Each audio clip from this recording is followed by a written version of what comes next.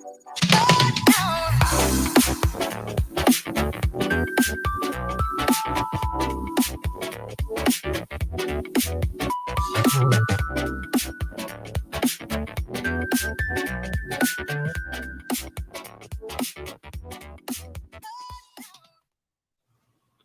weird. Normally it goes away. Good evening, everyone. Sorry that the little media player thing was up the whole time. I mean, what the hell? I gotta figure it out, man. I know. Come on, Fernando.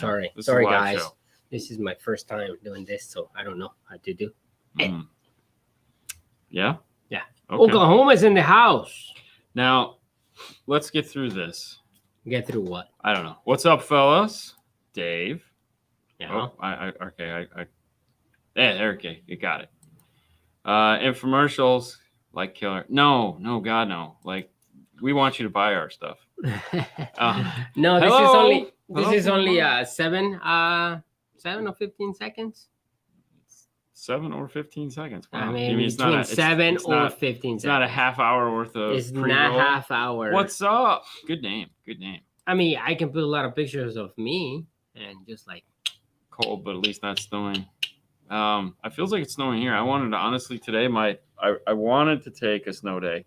You look very. I feel like we deserve snow days. I mean, we do. Well, anything in the 40s. I mean, 30s we should definitely take a snow day, but 40s it's like, yeah. Oh, thank you. I was just looking at that going, something's wrong. Nothing. Checking in from Massachusetts, 12 and snowing.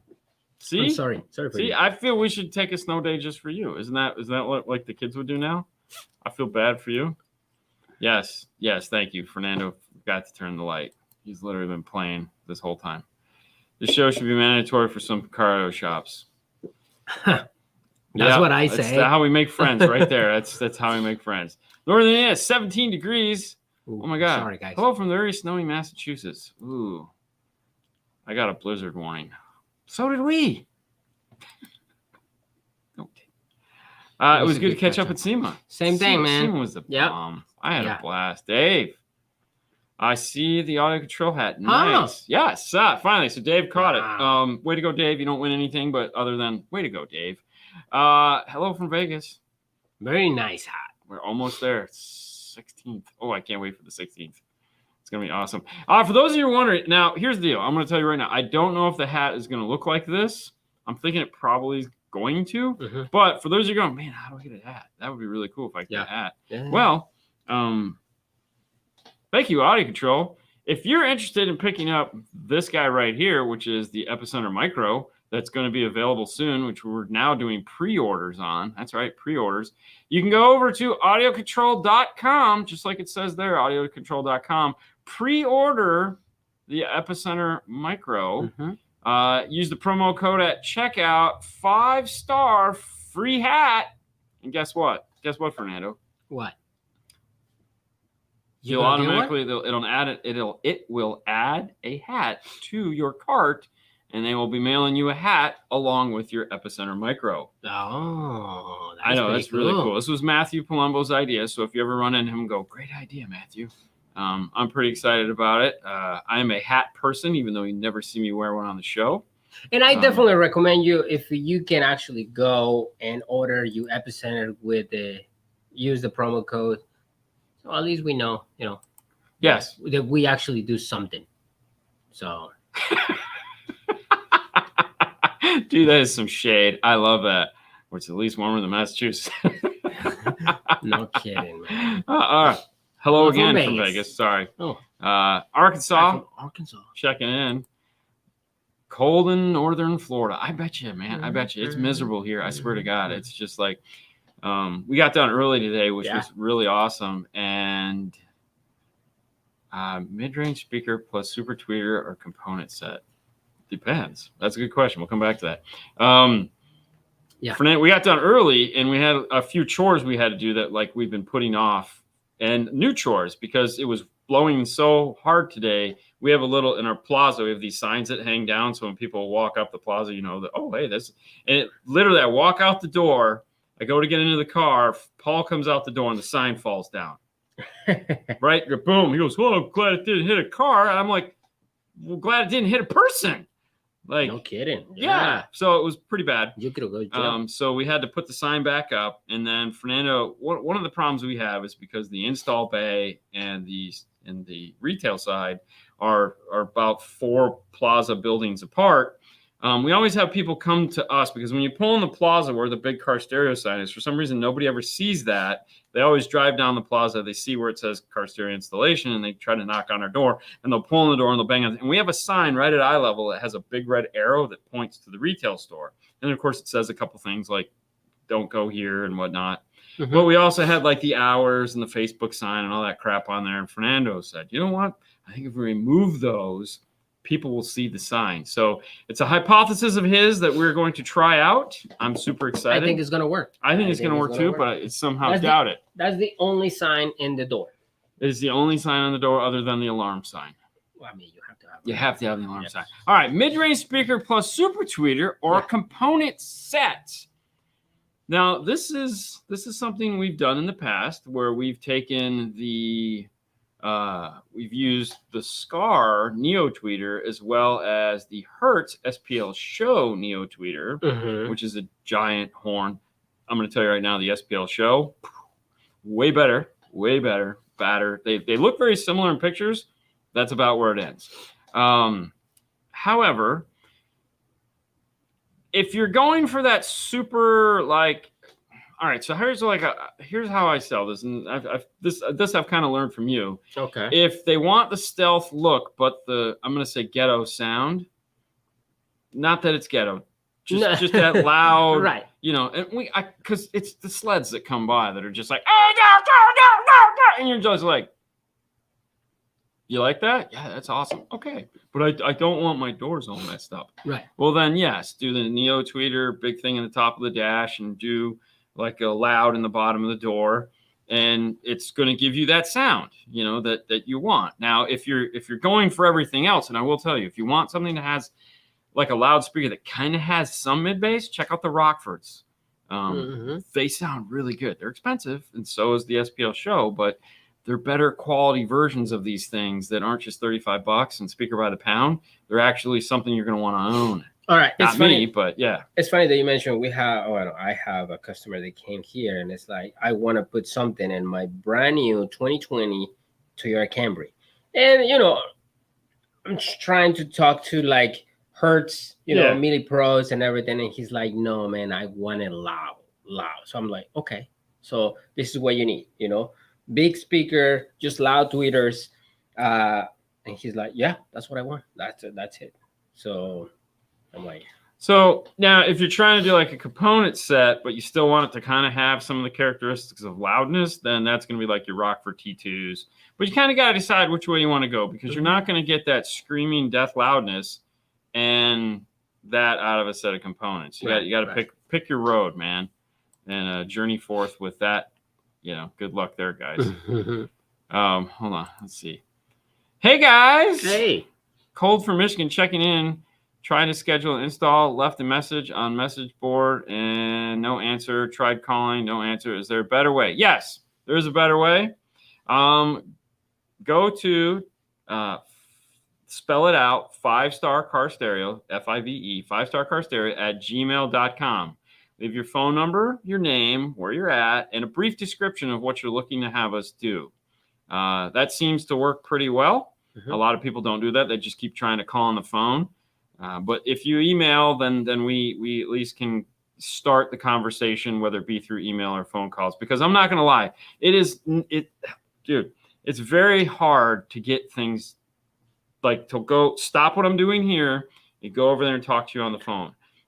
I have a ton of work to do. I mean, we are busy, and there is just no time. I mean, I was over there today for an hour and a half it felt like an hour. It's probably only like a half hour with a customer. And it's like, I have tons of work I have to do here. So luckily we only had like 2 cars to work on today. So we got done early, but it really is hard. But if you do an email, then Paul can come over here and I can give him some stuff and we can go from there. So that would be the best way to do that. And we could start the process. Realistically though, we're still a month to 2 months out. So and we have time. Best RCAs, twisted or coax? I like a twisted coax. but twisted with the drain wire. That's important. So that's one of those weird things where people are like, hey, why are the RCAs directional? Why is that? Why? Because they have a drain wire. Oh, I thought the singer can sing like no. Copper is not directional. You know, if that was the case, we'd all be screwed because we'd all be putting our power wires in backwards, and God only knows what would happen there. But it's not. What it is, the drain wire is directional. So the idea is that all the noise that it doesn't go into the amplifier. So like when you look at a set of Stinger RCAs, it doesn't matter which one you pick. They all have drain wires in them, which is one of the things that makes the Stinger RCAs a little bit better than most, because most don't. Most will say they have a twisted pair and they don't have that drain wire in there to hopefully take away some noise. Yeah. So that's why you want the twisted. And that's why they say directional. Now, some of the guys will put directional on there and they don't put the drain wire because they're just jerks. I have a 2020 Nissan Frontier. Oh, it's Frontier. I want to keep my factory unit. Could you tell me what I would need to get started with the best option for sound? Ooh, you know what this means, Fernando? What does that mean? You want me to grab it? You want me to grab it? I'll grab it. Yeah. I'll grab it. I mean, you have it. I have it. We made this just for you, man. So this display here that you see right here in front of you. All right. This we made to answer that question. All right. If you don't want to replace your your radio, you're going to need some way to integrate into that. Now, you could do just a crappy high level to low level adapter, but my guess is you're not going to want to do that. You're going to want to do something like this. And there's 3 boards here that we have to choose from. What we're looking at is, all right, this guy right here, which is the LC7i. Okay. This is your first high level to low level adapter. This is an electrical high level to low level adapter. I mean, it's not passive. It actually has power. It has a power supply. It is designed so when you put your speaker wires into here, the RCAs that come out don't pick up any noise. You don't get any. It's not just a resistor. It is actually actively reducing the power output and keeping it as clean as humanly possible so that you get the best signal from your factory radio. Now, the next step is something like this. Obviously, the goal is to do a DSP. All right, we all want a DSP, but not everyone wants a DSP because some people are afraid of a DSP because you have to plug it into a laptop. Now, if you're not afraid to plug into a laptop, skip to the end, get the DSP. I don't care whose brand it. Well, I do care, but get a DSP. It's going to have high-level input. It's going to sound the best. It's going to give you the most options. But the kind of in between is this here. And there's a couple different ones. There's the LCQ1. There's the DQ61. And these are going to be analog EQs with that high level to low level adapter built into the side here. So it's an LC7i. I'm doing this backwards, guys. LC7i with an EQ that's going to allow you to take that factory sound and improve upon it other than just dealing with what comes from the factory.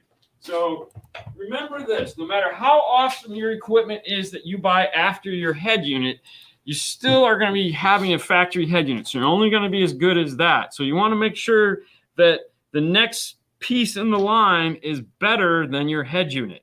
If it's not, it's going to suck. But you want to keep everything as awesome as possible all the way through. If you buy great amplifiers, you buy a crappy high level to low level adapter, combine that with a factory radio, you have crap all the way through. So let the problem be the radio. At some point you may decide you want to change it. So just something to think about. What's up, Jason? So Fro's coming to Tampa. Question. Yes. How do you determine? Yep. If your vehicle needs low resistors when integrate with the audio control LCQ1? Ooh. Okay, so load resistors are also called speaker emulators. And what they're designed to do is that we did a whole write-up on this, by the way, if you want to get really deep into it, over on Facebook. If you head to Dean and Fernando's Car Stereo Clips, our other YouTube channel, we have the fundamentals. And the fundamentals, we dug deep into this. But what it is that these amplifiers now have protection built into them that when there's an open ohm load, You got it. Yeah, you're right there. When there's an open ohm load, meaning it doesn't see the resistance from the speaker, it actually shuts the channel of the amplifier off. Now, there's different protocols in which this happens. So, for example, if you have a Dodge and it doesn't see the ohm load, it immediately shuts off. It's convenient as hell. Audio Control makes the ACLGDs, which are designed to fix this. For those of you guys who've never seen one, they look like this. And I knew I'd get it upside down. They look just like this. And they come in blue, which is the standard low impedance, which is good for your previous year Ford F-150s and anything that you're not sure of, meaning I just want to do it just to make sure I put some load on that Class D amplifier. You do the blues. Up from that, you have the greens, and then you have the grays. And depending on whether you have an amplified system or a non-amplified system with Dodge, you do green or you do gray. What we found out, though, is most modern vehicles that are coming out, let's say in the last 2 years, they need the greens. They need more than what the blue is going to give you. The problem that you run into is that you'll disconnect. Let's say you have a Honda come in. A Honda is not going to ever shut off. It always is going to work. However, it still needs a load resistor because that Class D amplifier that it's using isn't used to playing without a little bit of resistance on it. It needs that load in order to not rail itself up, cause some distortion, and or possibly blow up. So blues would be something you could put in there and solve the issue. Another thing too is when you look at GM works fine without it. However, what happens is after about 3 days, all of a sudden it stops working because it doesn't immediately check. It does it after a certain period of time. So at that point, you're like, okay, great. Well, if you just put the blues in there, you'd think you're lucky. And that's how we found out most of these newer cars they want the green. They want that higher ohm load on there. So on a GM, you just put greens in there and you never have an issue. So yeah, it is one of those things where there is no database. Now, the thing is, you have to remember, like if you just say like okay, it's a newer car, we're just going to put the greens on it, we're going to be fine. It's used to seeing a 4 ohm load from a speaker. These are not as brutal on the amplifier as a speaker. They're just putting a small amount of resistance on there that's keeping the amplifier on. So you're not going to hurt the amplifier by putting these on there if you didn't get it right. So there's no right or wrong per se. It's just a minimum amount that the amplifier needs in order to work properly is what we're doing. That's it. So it's not like, so I guess the moral of the story was buy the greens and just use them. I don't know. But yeah, there's no way to really test that unless you have a Dodge that just immediately loses sound. All right. I'm deciding on whether to run the Audison Prima 8 channel, 2 channels for the tweeters, bridging the channel 3 and 6 for the mids, and the remaining 2 channels for the rears, or getting the ACM to 2.300 and the 4.300. Well, then you'd need a DSP externally. Right. I'm going with I'm not going to lie. As much as I'm going with the Prima. I'm doing the Prima. Yeah? Yeah. Yeah, I like that combination. We've done that combination a lot. I really enjoy it. It's a DSP. I mean, if size is what we're looking at, I mean,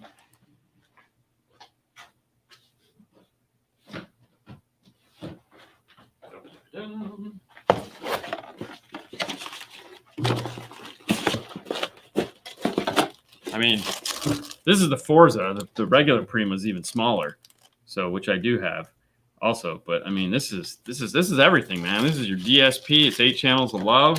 I mean, what more do you want? But I mean, if you're just gonna go regular Prima, Jesus, that's like you could probably hide that in your dash. I know Doug has Soundman has his. That's what he has buried up in his dash to power his highs when he had his F-150.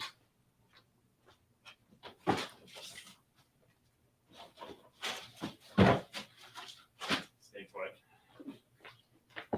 So the regular guy, you're breaking it. It's just a piece of foam, man. It's mine. I own it. So and this is the little one. Ooh, there's a piece of. Look how tiny that is. That's 8 channels right there of DSP to action with 1 output. Ooh, so sexy. Mm-hmm.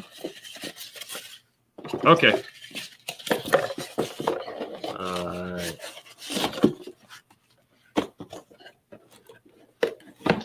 I have a BMW with the BO system, and I add the subwoofer through the ski pass, but around 36 hertz and below, the factory amplifier cuts off. The bass output. Cuts the bass out, yeah. Can I install the key lock to restore the low frequency bass? Yes. In theory, yes. You should be able to do that. If it's EQ'd off, meaning more than likely they have some form of a high-pass crossover on there, subsonic filter. And if that's the case, then a key lock will go in there and bring those frequencies back up, level it off, and allow you to then go in and have a lot of fun. So yeah, you could also, if you want to accentuate it, meaning you want to really bring it up, that's what an epicenter micro would do, because an epicenter micro will do the octave shift and then allow you to really get some low deep bass in there. And if you're interested in picking one of those up, by all means, head over to audiocontrol.com, type in promo code 5-star free hat, and you'll get a free hat with your epicenter micro purchase. Ooh. I'm just saying. I think Kicker KST 200s, 3¼ inch tweeters can handle the lower crossover frequencies of the Kicker key in biamp mode, 4,500 hertz versus the 3,200 hertz, or just run them full range and be done with it. Can handle the lower crossover frequencies of the Kicker key amp in biamp mode. What's the KS200? I have no idea. I can tell you right now, if it's just their generic tweeter. Hold on, let me see. Let's see which tweeter. Google. You got to type in the actual word. Kicker what? KST 200. Yeah, you still spelled kicker wrong, but that's okay. Just click 200, on KST 200. It's only. Oh, it's just a little tweeter. Yeah, you're fine. The tweeters. Yeah, I have the Kicker key in biamp mode on a set of those because I have in the front of Haley's car. We have, and we've done this in plenty of cars, but we have the KS 6.5 inch components with that tweeter running biamp mode, and it's fine. It does what it needs to do. It sounds great. Hello, Bobby. What's up, Bobby? What's happening? Can you use Kenwood KRS 600 DSP with an aftermarket head unit? Of course you can. Couple things you need to do when doing that, and a couple things you need to know. Well, actually, there's just a couple things that you should know. One, it's a 2-channel amplifier input, meaning you can't do front, rear, and sub into the amplifier. It's 2 inputs. So you're going to take your front output from your aftermarket radio, go into that, then you're going to use the app to do everything else. The other thing, too, is the amplifier doesn't have a remote turn on. It needs the AR. That is the iDataLink AR module connected to it. Most of them that were sold right now do come with AR in the box and the little pigtail that you need in order to generate the remote turn on. It's a simple hookup. It's a 1-wire deal. But yes, other than that, it's an ideal amplifier if you're looking for something that's right now super affordable. 10-channel DSP with 6 channels of amplification. Yeah, it's pretty cool. The one thing that is that you have to control the subwoofer volume from your phone. So you have to like do this to do that because you can't. There's no other way to do it unless you use the 6 channels built into it to power like mids and highs, and then you use 2 of the output channels to go off to a separate sub amplifier like the big 1000 that they make, that Kenwood makes, and then use the bass knob that it comes with. In which case, which is what we typically do, and it's awesome. All right. Is a 10-inch JL Audio W3 sub in a sealed box enough on a Mercedes E-Class, or do I need a W6 ported? That's a personal preference thing. I'm not going to lie. When it comes to how much bass you should put in a car, that's you, man. If it's me, I'm doing a W6 ported and taking up some room because I like bass. We did a couple. We did a car this week. The guy took the Nissan Frontier, the 1 sub underneath the seat. It was not enough bass for me. I want more bass, but he was in there and he was like, he's loving it, man. He's like, this is the best. Hell, even the Porsche we did this week where there was no subwoofer, and he's like, this is so awesome. Yeah. So it really just comes down to the individual user. I mean, if you like bass, take up some space, make some bass. When are you going to post the video of Haley's install? Which one? I mean, everything she has in her car, there are videos of. So they're all there. Yeah, they're all there. That's the kicker key amplifier install, and she just did her radio in her car a couple weeks ago. That's over on The Boring Life of Dean and Haley. But yeah, everything that we've ever put in Haley's car, there's a video for already done. It's not in a Haley playlist or anything. What's up, Gargif? What's up? Just got in here. Don't tune in too often. Had a question and can't seem to find any answers.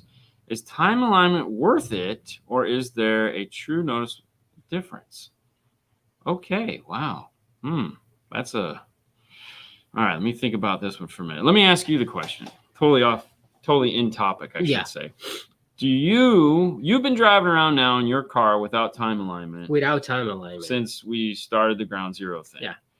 You've had time alignment in your car. Mm-hmm. Which one do you feel is more your speed? I like time alignment. Okay, so this is basically been the circle of hell. Yes. Like, you can't wait till we finish it. Correct. I'm using right now the Sony factory settings. Did you turn on the time alignment? I'm trying to get closer as possible because I don't. Oh my gosh! I don't like when everything comes like you don't want this. Left side is louder than and then I have to that one is not playing. So I thought, oh yeah, it's playing. Well, in my car, because I have the factory, I actually have the balance and fader all so that it moved everything over so that I have a center image that I feel this question is more like a subwoofer. Which one is better? It's personal preference, right? My first customer that I had that I put big system, I put time alignment, right? An F-150, and I was like, oh man, this is gonna be. And he said, I don't like it. I don't like it. It doesn't sound loud. So we turned the time alignment off. Yeah. And he was happy. He's like, oh, that's it. Sounds better. And I'm like, okay. Yeah, because I feel like it's like 1 out of, what do you think? Like 1 out of 20, 1 out of 30 that we do where they'll be like, can I hear it with time alignment on? Right. And usually, and what we find out usually is the case is like the one guy that was like couldn't hear in one ear. Mm-hmm. And then the other guy was just old and he liked sound coming from behind all the time. So that was that, like there's always a circumstance to where the reason they don't want time alignment is because there's something either, I don't want to say wrong with them, but just something wrong with them that just doesn't work. So when you normally, trying to sell, I always trying to listen, what do you do and everything. And one of the things that I'm picking up is like, do you like to listen, the system coming from everywhere? Like you like coming from the rear, you like coming from the doesn't matter, something like that. And like customers tell you, no, I really actually faded to the rear so I can have more. And it's like, all right, so you're not adding time alignment, or you can add time alignment. It's just not going to be. It's just not going to be this in the center of the dash. Right. Well, that was like the guy that came back. Pick up your cars, people. Never have a friend pick up your car, and then because you always screw things up. But he was like, I like the rear. The rear, he goes, because there again, there's always a special circumstance. And in his case, there was a special circumstance. He's like, I don't always drive my car. Sometimes I ride in the back seat of my car. In the back, I want it louder. And I was like, cool. If you make it, no problem. It's your car. It's your tune. Correct. But keep in mind when we do make it louder, it's going to bring the soundstage from here up and back, and it's going to widen it out a little bit. He goes, perfectly fine. This is more important. I said, no problem. We got the car back in. We adjusted it. I played with it for a little while. Had him sit in the car, had him sit in the back seat, had him sit in the front seat. He's like, this is the best. And I was like, perfect. And that's the other nice thing about using DSP with time alignment is that it gives you the ability to change whatever you're doing. So like you might go, no, like Sajecki and Bill, are Kenwood reps for a bunch of other brands, but Kenwood. Sajecki wants time alignment, top of the glove, top of the gauge cluster. Bill, like me, Fernando, and everyone else in the world, wants it to where it's coming from somewhere in the center of the vehicle. Yeah. So if you're here, it's usually like right above, right between the gauge cluster and the radio. It just kind of like slides out, and it's somewhere sitting out here. And, you know, it's like you're almost sitting sideways at a concert. That's why I can understand the argument that he has. So is it worth it? Yes. Yes, 100%. But having a DSP gives you the ability to play with it to make it your time alignment, how you I feel if you have it, you know, turn it on. Yeah. I've sat in a car where the guy had it softball center, but everything sounded like crap because it was just like everything was in the center of that. So there was no left and right separation. It was like, you took this a little too far. I feel that is like, okay, you can have time alignment, but if it sounds horrible, it's like. And Axeman, how you doing, buddy? If you care about staging, time alignment is absolutely necessary. And that's the other side of time alignment that a lot of people forget. Everyone always thinks that it just moves everything to the center and whatnot. No, that's not all that time alignment does. Like, we don't always tune a car to where it's just like this compressed medium. No, what we're trying to do is get the sound up high and into the dash area. Yeah. Not over here in the car, but up here. So there's a lot of ways to do time alignment just by playing with it that moves things. And there again, the difference between like a passive system and an active system. Active system, you can really refine. A passive system, you kind of just deal with, you know, you settle for what you can get. So, yeah. Should you do it? Yeah, why not? Try it, man. Yeah. 2019 F250 with the BO system. Have an Ampro installing focal ISU 6.9s in the front and ICU 6.9s in the rear. Want to use the metric connector to keep stock connectors. It's a 6.5 in the rear. It's not a 6x9. Yes. Do I need to modify the metric connector? Well, wait a minute. Why would you need? Wait. So he doesn't want to cut the factory. Okay, so connector. All right, I'm gonna save you a headache right here. Don't do the plug and plays. It's the same speaker. You know, so instead of doing the 6x9 component that they have, just put it away and get the plug and plays. Yeah, you'll be way happier. It'll keep your sanity. You'll be good to go. Or Focal Inside. Go to focalinside.com is I think their website for it. But that is the place where that's what you want to do, because the ISUs are great, but they're not as good as the. Dude, I literally told you, go to Focal Inside. That's the website, focalinside.com. No, it's focal.com. No, but you can go to focalplugandplay.com or focalinside.com. They literally make it super easy for you. I need those. I know, right? That's what we need. Yeah. Yeah? What are you doing? You getting anything? Right there. You sure? Mm-hmm. Okay. There it is. IS4 6.9. Yep, that one right there. That's what you want. Yeah. Same product, just pre-mounted, made life easy. You don't have to do nothing. I mean, if you've already got them, I understand, but otherwise, no. This is what you want. You want these totally. And get the 6.5 for the rear coaxial, and everything will be wonderful. How do you stop the vibration in the rear sliding window on a 2006 F-150?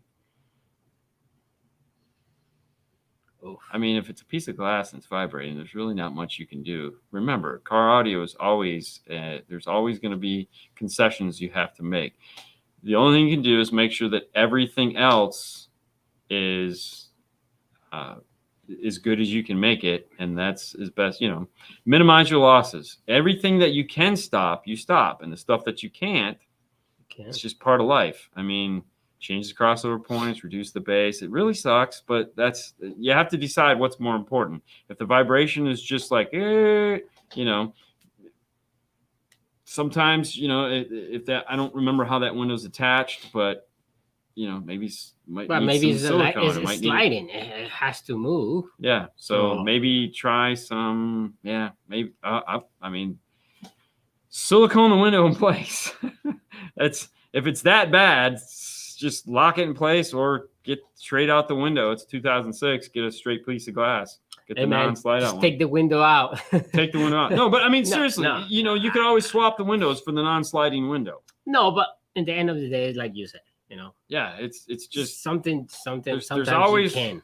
There's always something that's going to drive us crazy and make us wish like we could not do that. Hey, you know what I hate? What? I hate it when people don't have clean wire, meaning they don't have 10,000 zip ties. Ooh, if you'd like to have 10,000 zip ties in your installation, or if you just like to make sure that your wiring, spacing, and all that stuff is done appropriately. Now, keep in mind, when you're using a wire ruler, it's called a ruler because it gives you predetermined holes. You don't have to use every hole. You don't. No, you can skip holes. You can go every other hole. You can go every 3 holes, yes. 4, whatever you like. The idea behind it is just so that you have every hole where it needs to be and lines up really nice. If you'd like to pick one of these up, you can head over to mobilesolutions.com where you can find them. Dean created this ruler for himself. So yes, I created it for the OCD life that I have because I was just doing it manually and it was driving me crazy. Manual. 2014 Malibu. Can you use factory wiring to run power from amp to aftermarket door speakers? Yes. Yes, perfectly fine. Yeah, yep. We won't have that debate, but yes, you're going. There's no debate. It'll work. Debate. I might take chance and invest in time alignment. Currently, I have a Dayton Audio DSP, not the top tier. We know that. I've got 8-inch per door, 3.5-inch tweeters, 6-inch components, an A-pillar, and a bunch of stuff. Yeah, I mean, don't get me wrong. You can play with the Dayton Audio DSP. It has time alignment built into it, so I mean, it's definitely my first DSP and give you the chance to play with that feature. Mm-hmm. You know, it's not going to hurt anything. Tape measures are wonderful. So now, how do we do it properly? Sit in the seat. Or somebody else, but you can sit in the seat yourself or pick a spot on the headrest where it is. Then you measure to not the grill, you measure to the cone of the driver. So what you have to keep in mind is like a door panel has a grill. If the cone of the driver is 2.5 inches in, make sure you add 2.5 inches. So if it's like 35 inches to the grill, then you know it's another, so it'd be 37 inches. Okay, do the same for the tweeters and all those other things. So we're not going to grills. We're going to, because a 1/2 inch here or there isn't going to ruin this thing, but 2 and 3 inches can really make things like pain in the butt. Exactly. Hey, man. There are people. Yes. There are people. Yeah, for sure. Who do y'all send your blown amplifiers to for repair? If they're out of warranty, I have no idea. Well, it's always been the manufacturers, you know. Yeah, honestly, I have no idea. That's Paul for sure. I have no idea. All right. Kicker key, 200.4 biamp, no mid bass, sounds like tweeter, polarity okay, channels okay, time alignment done, high pass filter at 80 hertz. So there's a lot of reasons why you could not have any mid bass other than them being out of polarity. You won't get a pass, meaning you can't hook, if you try to tune it or let it do its auto tune with the speaker out of polarity, it won't pass because it knows it's out of polarity. That whole beep, beep, beep, beep, you have to listen. So the happy song. Yeah, so you got a happy song. That means we know it's in polarity. Now, as far as why you don't have mid bass, it could be the location that they're in. It could be you have some cancellation happening in the door. The signal that you grab. Yeah. Well, yeah. I mean, unless you're just coming, maybe the signal you. But I mean, it's going to try to create as much mid bass as it can. In my opinion, it does a pretty good job of doing that. So there's definitely something else going on here. You know how you could see what the actual signal is that it's trying to put out. You know how you could see that? I would love to. Do you know how you could see what's coming out of the kicker key? How you can see it and compare it to the input signal that's coming out of it? You know how you could do that? How can you do that? I'm going to tell you really quick. You can go to DNF tool drawer and pick up an IRTA2. That's right. This guy right here. Yeah. Click that off. Yep. The IRTA2 is a 2-channel RTA for an iPhone or an iDevice, something that has a lightning connector. And what it'll allow you to do is hook up 2 signals. Yeah. High level, low level, it doesn't matter. Take up to 20 volts of high level and 10 volts of line level. And then you can compare the two. Go to that neck, go all the way to the end, go right there. Click on that. you can compare the two. You could see what the signal actually looks like that's coming into the amplifier and coming out of the amplifier. You can do an A/B comparison between the two and see what's happening. If that's a tool that you think you'd like to have to make your life a little bit easier, then head over to dnftooldrawer.com, where you can pick one of those up. Yeah. That is dnftooldrawer.com. Moving on. Dean, your thoughts on time alignment on head unit versus DSP unit? So there again, there's nothing wrong with either one of them. If you have a DSP is obviously going to have a better DAC. You're going to have a lot more control. You can do a lot more stuff with it. When you're looking at a head unit, you can still do it on a head unit. We do it all the time. As a matter of fact, I was playing with one yesterday in the Frontier just to show Fernando how good Kenwood's preset time alignments are. And he was just like blown away. I was like, yeah, dude, I don't do anything with these. I literally just tap the preset, turn up the rears again because it turns the rears down. Dude, it's amazing. Yeah, it's like, right. It's like boom there. I was like, everywhere, boom, everywhere, boom. I'm like, wow. So no, listen. Anytime we do a car, whether we're doing an aftermarket radio or a DSP, if it's got time alignment, we're going to turn it on. Why not? The worst thing they can do is turn it off and say, I didn't like it. Yeah. So remove the window. Just break it. Whether you have components or coaxials, the placement is a factor in time alignment. I would think yes. Would you think? If we're thinking that 100%, you really don't want to do it with coaxials. I mean, you can. It's just not as fun. But if you have a tweeter up high, it's probably going to screw things up. We've done it, and it's like, this sucks. Bye, car gift. But yeah, really, components are what you'd want. Go to that. I was gonna say go to the one below it. Thoughts on fast rings or poly baffles? I still owe you a Honda Accord DSP setting details. Honestly, to me, they both get the job done. I don't care. I have no thoughts on them. I just want one or the other. So, mom's in the house. Hey, mom, how are you? Yeah. Someone asked about the JBL DSP amplifier. Thoughts on that? It's a cool little toy. It really is. You get how's the JBL Amp DSP? It's a great little DSP. I mean, honestly, it's a great DSP. The power that it has, the 25 watts by 8. It's great if you're just doing, like, if you're putting that into a car to make the factory system sound better, you're not going to be disappointed. Honestly, I think just getting a kicker key and doing front stage would probably be better, just because you don't have to learn a DSP to do it. But if you're like, I want this to sound better, I want to learn DSP, the JBL is cool. It'll get the job done. And also, because it's only 25 watts, you can use that to go into most aftermarket amplifiers. So you could still use, like, if you're like, man, I really want more power, that's fine. Put a bigger amplifier in there and just use that as the line driver into your aftermarket amplifier, and life is good. All right. Hello, DNF. What should I add to my sound system to have 5.1 surround? Something like home theater? My system has 3 amps, Pioneer 1 for tweeters, mid, and a third one mono block for 2 subs. All right, well, to do 5-channel surround, you need 5-channel surround. You need a 5-channel surround sound processor. Off the top of my head, I think the only company that is making something like that is Mini DSP. And that's actually the brand, not the Helix Mini DSP, but the brand Mini DSP. I believe they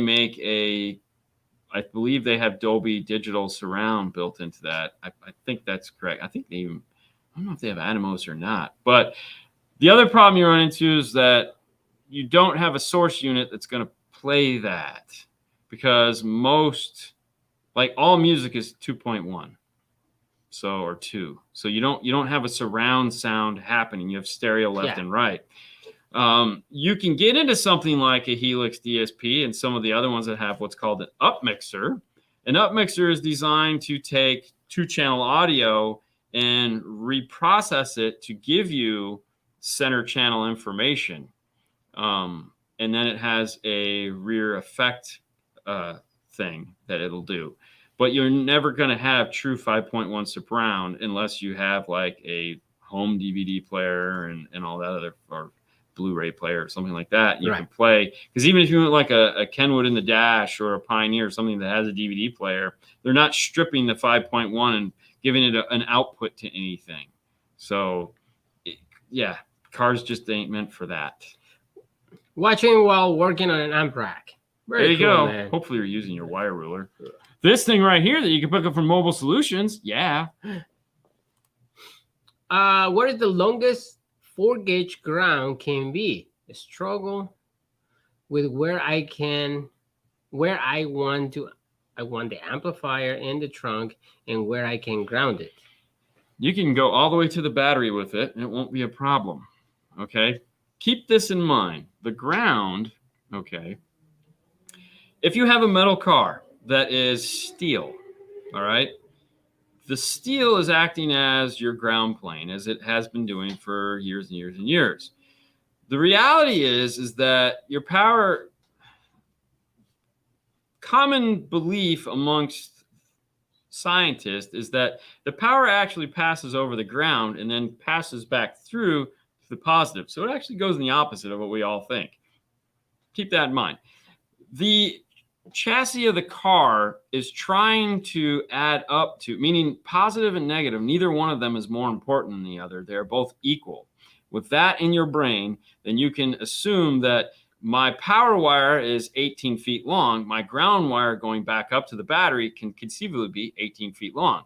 We know this is true because if you put an amplifier in a boat, guess what? Your power and ground are the same length because they're going in a boat. It's fiberglass. We know this. I mean, we've known this for years. You guys just get hung up on the whole, like, you got to immediately ground it type. No, it doesn't work that. What we're not looking for is, you know, let's say we put a 12-foot power and then we have a 6-foot ground that's just coiled up in the back of the car and then it's got to go through the whole. No, that's not what we're looking for. So you can ground it wherever you want. You can go all the way up to the battery, which is what we do in like F-150s because they're aluminum and the ground plane sucks, or a Tahoe, which is a newer Tahoe, or a new, well, the Expeditions are aluminum now too. Yeah. So make it as big as you want. Just make sure you have a good ground where you're going to finally end it. So if you're worried about that, you can use your digital multimeter to test continuity between the battery and the ground you've decided to see what it looks like, or what your resistance is, and see if you have a good ground. And of course, the best way to figure out what the best ground is to go between the battery and the factory ground and see what that looks like, and then try to get as close to that as possible with the ground you choose.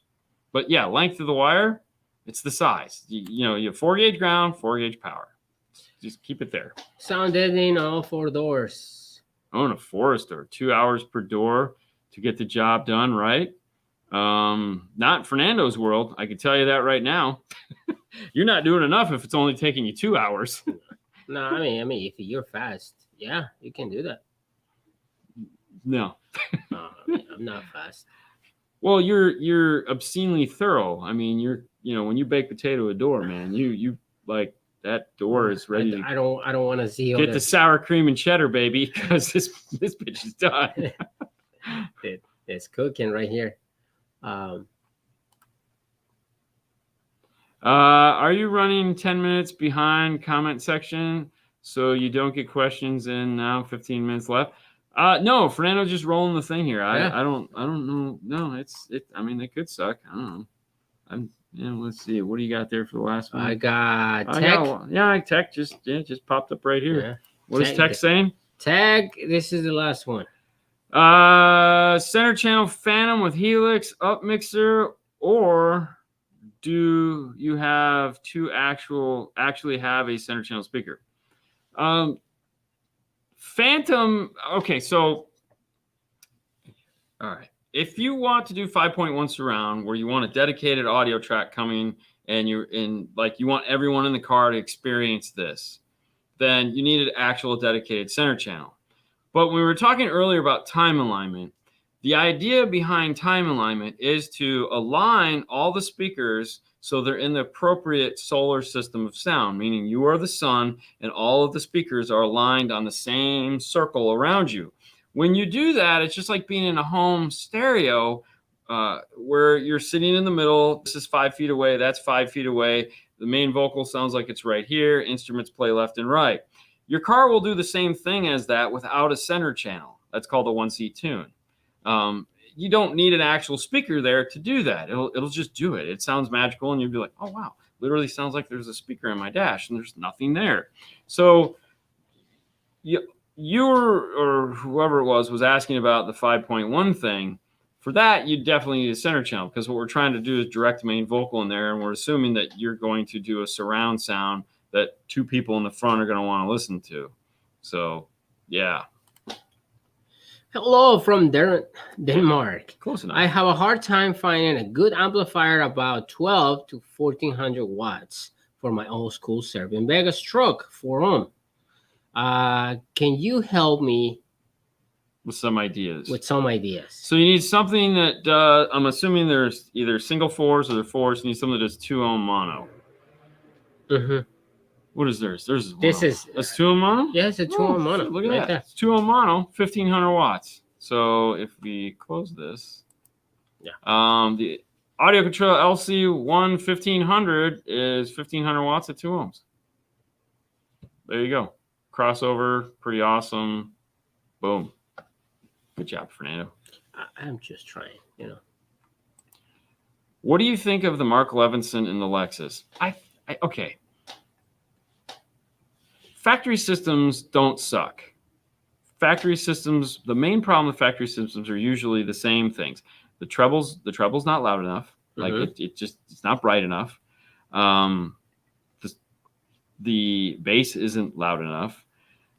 Or whatever they're doing for DSP surround just sounds weird. Those are usually the 3 things that we deal with. Okay. I have no problem with like Mark Levinson systems. I've sat in some and I'm like, oh wow, these are really nice. They want us to change this? Okay, fine. But they don't like them. They don't want that sound. So it's what it is. I mean, any system is what it is. It's a box. They put it in a car. You're supposed to like it. I will say this. The other day we were looking at some furniture, and the furniture we were looking at had speakers built into it. This is what we were talking about. And they had all these, subs and crap in the couch. And I was like, this sucks. And they're like, dude, yeah, they're playing something. This sounds off. And they had a sound bar. Okay. My heart is sad for all you people that sit at home with sound bars. Okay. Like if that's how you have to listen to TV, and if you live in an apartment, I can totally understand it. Or you live in a condo or your neighbors. But if your enjoyment level is sitting in front of your TV with a sound bar and thinking, you got this, bro, I weep for you. I weep for you a lot. Because sound bars sound like dog shit. Bad dog shit. Dude, like I just stinky, mine, nasty, brand you can't get it out new. of there. They're so bad. And I've heard really nice ones. I've heard like really nice they have sound bars. Yeah. They suck. They suck so bad. So I just, my heart weeps. Anyways, moving on. We got a little bit more time. All right. How do I get that hat? Great question. How do you get that hat? Well, okay. So there is kind of a catch to get the hat. But if you go to audiocontrol.com and you order a Epicenter Micro, all right, so that's the deal. The Epicenter Micro is a new product. We worked with them. Oh, that was a neat one. Look at that. Oh, that's what I want. We worked the deal with them to add some value to it. So if you go there and use promo code 5-star free hat, when you buy an Epicenter Micro, they're going to send you a free hat. Might not necessarily be this hat because I haven't seen the hat. This is a hat we got from them previous. But that is how you're going to get the Epicenter hat or the hat from them. I will say this, that Audio Control does have a Teespring store. They do? Yeah, they have a Teespring store. So you can go and actually buy some. I think they might have hats on there, but even if they don't, we don't have it on ours because, we're not cool like that. But if you do want cool swag that has 5-star logo on it, then you can head over to dnfswag.com. That's right. dnfswag.com is a place you can go and find cool stuff. Like today, Fernando and I are freezing our butts off, and we are both wearing our 5-star, hoodies. I have the classic OG a year and a half ago. Look at that one. Ooh, yeah, I like this one. This one turned out nice. Yeah. But look at my butt. look at my butt.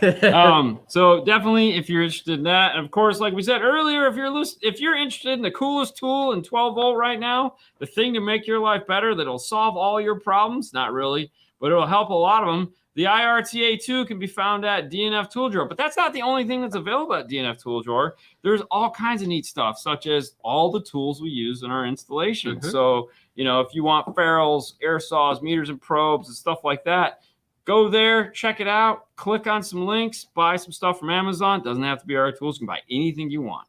Yeah. Okay. It's just clicking through our links will, of course, help pay for the show, because believe it or not, it's not cheap. I would say yes. Go for it. Installers is a good way to get started in car audio. Thanks. It'll teach you a lot of stuff. It'll give you a good baseline for this. What's coming. Yeah. Also, you might want to an internship. Like if you don't need to make a bunch of cash right away, go into a local reputable car stereo shop and being, hey, look, you guys do internships. You guys interested in some help? This is a long, lonely road, guys. I can tell you right now, it's a long, lonely road. 5-star shirts and hoodies were formerly FUBU branded. Man, I'm sitting at home with a Cricket, bro. For me, by me. Yeah, no kidding. Nando's favorite subwoofer in the lab so far. Ooh. Man. You haven't had a lot of them.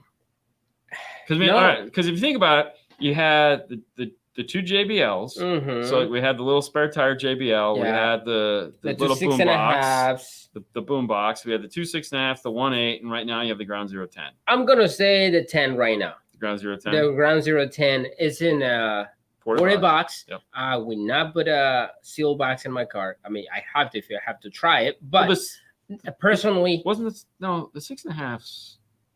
No, it's always been ported Rockford. Rockford 8. Oh, yeah, that's right. I had the Rockford 8. I really love that one too. Rockford 8, 6.5s, and all of them. And yeah, I like it. All right, let's go. It's the weekend. Enjoy your day, guys. Enjoy your day off with the families. We'll do that. Listen, guys, it's Saturday night. I'm not going to do what I normally do, and because I really like that song too. But all right, listen, guys, it's Saturday night. Seriously, if you're going to go out, do fun things, man, get home alive, because we need to be back here Monday. I know, it's not an iPad. Fernando's wanted me to show you this. Coming up here is Knowledge Fest, Vegas, Indy, and Orlando. We'll be at Vegas, we'll be at Orlando, and we'll be at Dallas so far. But it's coming up on the 17th. If you're an installer or anything like that and you want to go, of course, you can head over there and check that out. We'll be in Vegas. We'll be doing tons of live content. We're so excited. And, of course, a bunch of pre-recorded stuff. Ooh, rumor has it that Alpine is going to have the F1 status Tesla there. Who's excited about that? I'm excited. I'm really excited. But we are going to film the heck out of that thing, because, damn, won't that be fun, right? I'm going to put some polka music in there. Man, God. We were talking about this yesterday, not to belabor the point, but Fernando's like, dude, if they screw this up, they're never going to hear the end of it. This car has to sound like... For me, it has to be the best sounding car in Knowledge Fest. It does. It has to be. It has to be pretty damn close. That's for sure. Either way, listen, guys, if you need to get home, call an Uber, call a Lyft, do fun things. Have a great day. We'll see you back here Monday. If the weekend goes according to plans, I have a great fundamental lined up for Monday, so stay tuned for that. All right, guys, we're out of here, and I'm going to just do that.